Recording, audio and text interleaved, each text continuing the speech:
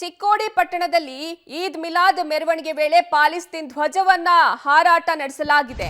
ಸದ್ಯ ಮೆರವಣಿಗೆಯಲ್ಲಿ ಪಾಲಿಸ್ತೀನ್ ಧ್ವಜ ಹಾರಾಡಿದೆ. ಪಾಲಿಸ್ತೀನ್ ಧ್ವಜ ಹಿಡಿದು ಕುಣಿದು ಕುಪ್ಪಳಿಸಿದ್ದಾರೆ ಅಲ್ಲಿನ ಯುವಕರು. ಪ್ರಕರಣ ಸಂಬಂಧ 4ರನ್ನ ವಶಕ್ಕೆ ಪಡೆದುಕೊಂಡಿದ್ದಾರೆ ಪೊಲೀಸರು. ಬೆಳಗಾವಿ ಜಿಲ್ಲೆಯ ಚಿಕ್ಕೋಡಿ ಪಟ್ಟಣದಲ್ಲಿ ಈ ಘಟನೆ ನಡೆದಿರುವಂತದ್ದು. ಚಿಕ್ಕೋಡಿ ಪಟ್ಟಣದಲ್ಲಿ ಈದ್ ಮಿಲಾದ್ ಮೆರವಣಿಗೆ ಹೋಗ್ತಾ ಇರುತ್ತೆ. ಈ ವೇಳೆ ಮೆರವಣಿಗೆಯಲ್ಲಿ ಪಾಲಿಸ್ತೀನ್ ಧ್ವಜವನ್ನ ಹಾರಾಟ ಮಾಡಲಾಗಿದೆ. ಪಾಲಿಸ್ತೀನ್ ಧ್ವಜ ಹಿಡಿದು ಯುವಕರು ಕುಣಿದು ಕುಪ್ಪಳಿಸಿದ್ದಾರೆ. ಪ್ರಕರಣ ಸಂಬಂಧ 4ರನ್ನ ವಶಕ್ಕೆ ಪಡೆದುಕೊಂಡಿದ್ದಾರೆ ಪೊಲೀಸರು. ಬೆಳಗಾವಿ ಜಿಲ್ಲೆಯ ಚಿಕ್ಕೋಡಿ ಪಟ್ಟಣದಲ್ಲಿ ಈ ಘಟನೆ ನಡೆದಿರುವಂತದ್ದು.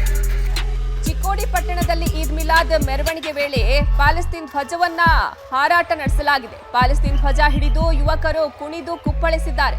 ಪ್ರಕರಣ ಸಂಬಂಧ ಸದ್ಯ ಪೊಲೀಸರು 4ರನ್ನ ವಶಕ್ಕೆ ಪಡೆದುಕೊಂಡಿದ್ದಾರೆ. ಬೆಳಗಾವಿ ಜಿಲ್ಲೆಯ ಚಿಕ್ಕೋಡಿ ಪಟ್ಟಣದಲ್ಲಿ ಈ ಘಟನೆ ನಡೆದಿದೆ. ಈದ್ ಮಿಲಾದ್ ಮೆರವಣಿಗೆ ಸಾಗ್ತಾ ಇರುತ್ತೆ. ಈ ಮೆರವಣಿಗೆಯಲ್ಲಿ ಪಾಲಿಸ್ತೀನ್ ಧ್ವಜವನ್ನ ಪ್ರದರ್ಶನ ಮಾಡಲಾಯಿತು. ಅಲ್ಲಿನ ಯುವಕರು ಪಾಲಿಸ್ತೀನ್ ಧ್ವಜವನ್ನ ಹಿಡಿದು ಕುಣಿದು ಕುಪ್ಪಳಿಸಿದ್ದಾರೆ. ಸದ್ಯ ಈ ಸಂಬಂಧ ಪೊಲೀಸರು 4ರನ್ನ ವಶಕ್ಕೆ ಪಡೆದುಕೊಂಡಿದ್ದಾರೆ.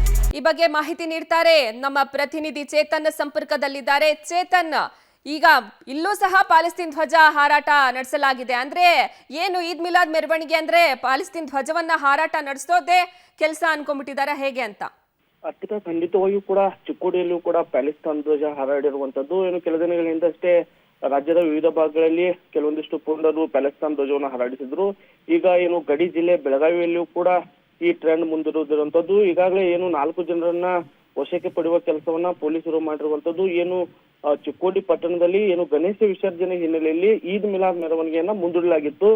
ಆದ್ರೆ ಆ ಮುಂದೂಡಿ ಇವತ್ತು ಆ ಮೆರವಣಿಗೆಯನ್ನ ಆಯೋಜನೆ ಮಾಡಲಾಗಿತ್ತು. ಆ ಮೆರವಣಿಗೆ ಸಂದರ್ಭದಲ್ಲಿ ಕೆಲವೊಂದಿಷ್ಟು ಪುಂಡರು ಪ್ಯಾಲೆಸ್ತಾನ್ ಧ್ವಜವನ್ನು ಕೈಯಲ್ಲಿ ಹಿಡಿದು ಕುಣಿದು ಕುಪ್ಪಳಿಸಿರುವಂತದ್ದು. ಇದರಿಂದ ಸ್ಥಳದಲ್ಲಿದ್ದ ಪೊಲೀಸರು ತಕ್ಷಣವೇ ಅದನ್ನು ಗಮನಿಸಿ ಏನು 4 ಜನರನ್ನ ವಶಕ್ಕೆ ಪಡೆದು ವಿಚಾರಣೆ ನಡೆಸುತ್ತಿರುವಂತದ್ದು. ಈಗಾಗಲೇ ಈ ಕುರಿತು ಇನ್ನೂ ಯಾವುದೇ ಪ್ರಕರಣ ದಾಖಲಾಗಿರುವ ಮಾಹಿತಿ ಸಿಕ್ಕಿಲ್ಲ. ಇನ್ನು ನಾಳೆ ಅಷ್ಟೇ ಈ ಬಗ್ಗೆ ಬೆಳಗಾವಿ ಪೊಲೀಸ್ ವರಿಷ್ಠಾಧಿಕಾರಿಗಳು ಮಾಹಿತಿ ನೀಡಬೇಕಾಗಿರುವಂತದ್ದು. ಅರ್ಪಿತಾ, ಓಕೆ, ಧನ್ಯವಾದ ಚೇತನ್ ನಿಮ್ಮೆಲ್ಲ ಮಾಹಿತಿಗಾಗಿ.